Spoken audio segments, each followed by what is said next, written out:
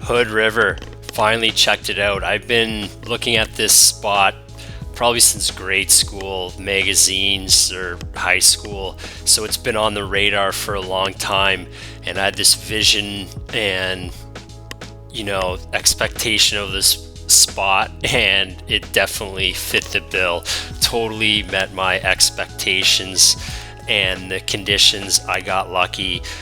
I scored. It was windy every single day. The consistency of that spot, I've never experienced anything before like that. It just cranked every single day, and it was also very windy. This place is beautiful on the water and not on the water, just the scenery around it is gorgeous.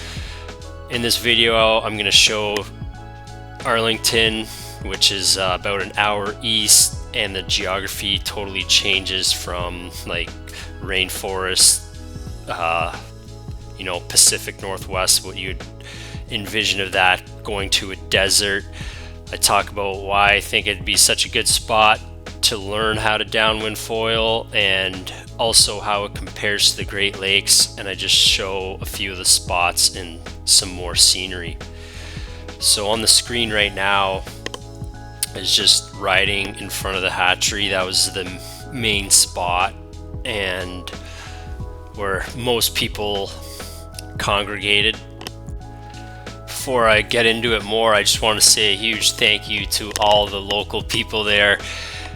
After 3 years of downwinding, I've maybe done one run with another person, and this was just so much different. Every single run there's multiple people, and the locals were more than accommodating, super knowledgeable, sharing the passion, the stoke, and so generous with their van rides. I mean, it was incredible. Such a great community, such a great vibe, and it was just so much fun to be riding with people. And as one fellow guy there, Cody, who absolutely rips, he was like, downwinding is a team sport. I couldn't agree with him more, especially in the Hood River.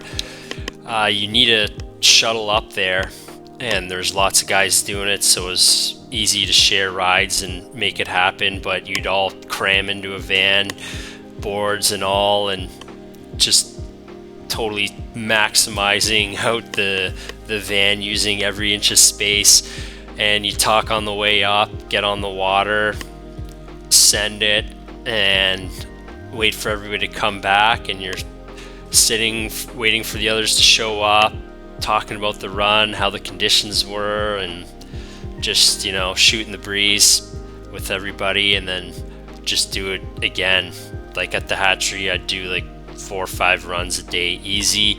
There are smaller runs, about somewhere 5 kilometers, something like that, and it would take approximately 20 minutes, but it was like a full-on 20 minutes. You could maybe do it faster if you're racing, but I was just trying to do as many turns as I could and have as much fun as I could. Oh man, it was sweet. Also, man, when you ride that often, you definitely level up, that's for sure. Like by the end of the week, I was definitely better. Yeah, I arrived there on a Friday. There was no wind. The next day, Saturday, it blew, and I rode Saturday, Sunday, Monday, Tuesday, Wednesday, Thursday. Had to leave Friday in the morning. It was blowing on Friday as I drove by, so my body was pretty thrashed, but just loving it. I was also getting over a cold, but I survived, and I ascended it hard. It was incredible. So this is the hatchery. That's the west side of the parking lot, and it goes maybe a mile or a kilometer down to the east. Anyways, this is your main wave spot. The waves would get the best in this little area, and you'd see wingers, windsurfers, kiters, downwind foilers. I saw a few outrigger canoes, and As you can see the river go down, the further you'd go down, the waves would get calmer. So no matter what you were into, what kind of water condition you were looking for, you could find it. Great spot for beginning to learn any wind sport discipline, and you could find your calm water, you could find some good swell as well. So right in front of the hatchery here would be an excellent spot to learn how to downwind foil.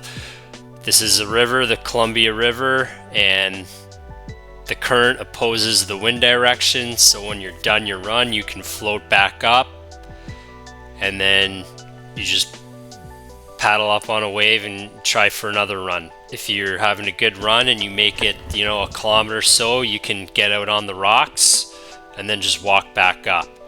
But what makes this place really special, yes, the scenery, but just the consistency of how hard it blows, and like 30 knots every day regularly. It was incredible. Looking up top where that arrow is popping, that'd be the hatchery where the waves are. The further you go down the river, it seemed like the calmer it got.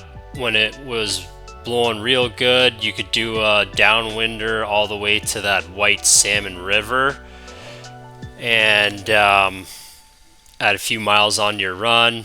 Also, as I pan around here, this is where the water gets a little bit calmer, so good for flat water riding. And then there's like the famous kiteboarding sandy spit there that you just get glass water in there, so whatever you're looking for, it's there.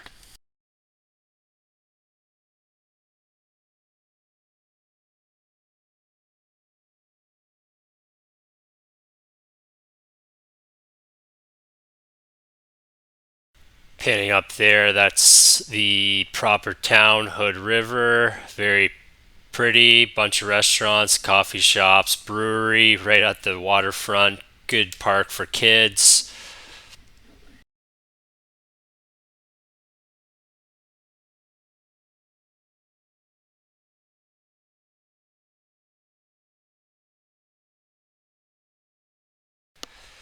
Found out there was a race when I was there, so I entered that. That was a lot of fun. There's about 25 people in the race. I got on paper unofficially 13th, but it was a tie from 11th till 13th. So I'm telling everybody I got 11th. I don't know. Maybe they put the non-local Canadian guy into the pack. It was a prone paddle-in race between the three of us on the way in anyways. This GoPro footage is not of the race itself, but totally messed my start up. A big sequence of events. I didn't want to get cold at the beginning. My watch wasn't synced properly. Couldn't hear the horn go off. Multiple things. Anyways, I totally botched it. There's like the leaders of the pack were right at the starting line, which I should have been, and me and a few others were behind trying to get into position, and they started paddling, stood up and paddled up, and they're like 50 meters ahead of us, and we just watched them sail away. Anyways, there's one fellow we were kind of battling out with back and forth, which was a lot of fun during the race. And after doing that, just left me wanting to do more. Definitely like straight lining it and all about speed. The first guys were super fast, like next level riding. But if I had a good start, I definitely could have improved my position and would love to do another one at some point in time. It's just a whole nother game to play. Super fun on the water, and what a workout too. A lot of fun. So the race was from this Viento State Park, which was very beautiful spot. You can wing or start a downwinder there. Very high cliffs, very pretty. And then we went to event site in Hood River, which is, we ended right in there. So as the crow flies, that's 12 kilometers from about this region where my cursor is. That was pumping the rest of the way in, so it was a tough finish, but it was a lot of fun. Arlington got a day out east, which was lucky. It was about an hour drive. I'll just let you do some mind surfing of these waves while I ramble on. It was a 9-mile run. We did 3 of them, total of 27 miles, and just a gorgeous ride. It landscape changes from forest to desert, gets really hot and dry. This is where Rufus is, really close as well. And these conditions were similar to the Great Lakes when they're on, probably a little bit closer of period of swell because the wind is opposing the current. So back home, good news. When it's on at home, it's just as good as anywhere else. Like, you don't have to go to these far out places. Yes, the wind's more consistent here, but I've ridden bigger waves. The locals were saying this is about an 8 out of 10 day. I'm sure it gets bigger, but I mean, home is great too. Couple of the runs right near Trey, which was a lot of fun. Like one time he was on a swell in front of me, about for 10 minutes I rode behind him, which was pretty cool and fun to watch. And we'd kind of go back and forth, left and right, but such a pleasure to be out there riding with other people and great conditions, seeing a new spot. Everybody was so stoked after that day. It was awesome.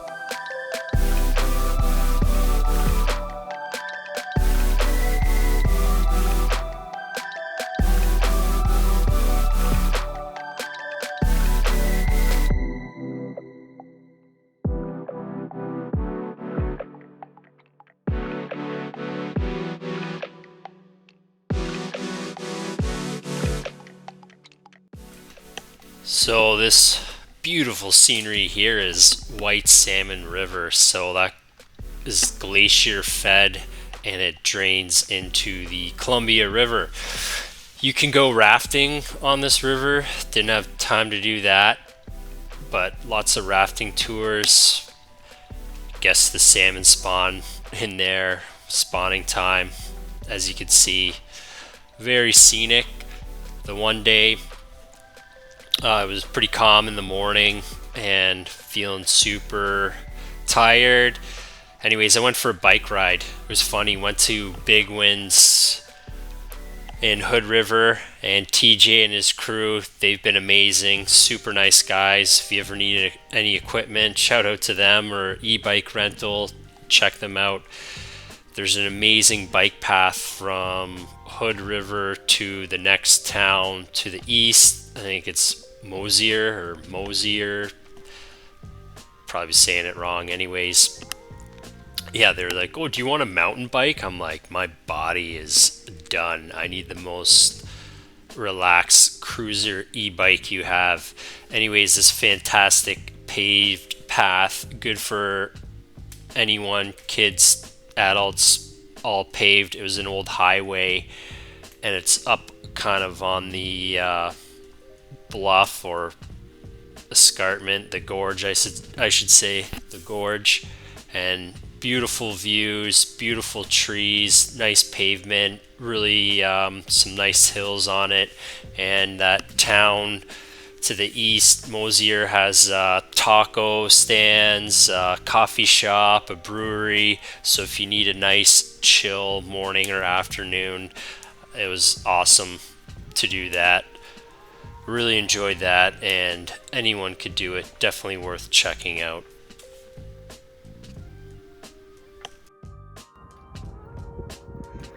Just entering an old tunnel. This bike path used to be the old highway. Anyways, amazing bike path. Beautiful.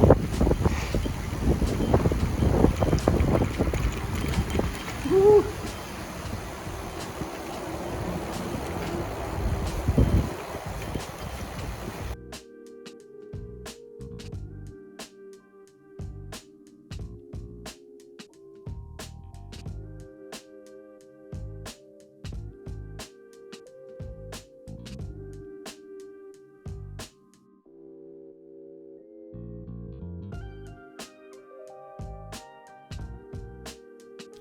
So the Columbia River pours into the ocean on the west coast. It's kind of a natural highway to deliver goods. Lumber was big industry out there, and there's freight trains on both sides of the river. You'd see whipping by, and barges loaded up with lumber smashing into that heavy wind and making its way out. It was just sensory kind of overload. Definitely had the rugged mountain town vibe to it. Lots of fun. I'm so spent. Hood River, man. Woo! Amazing.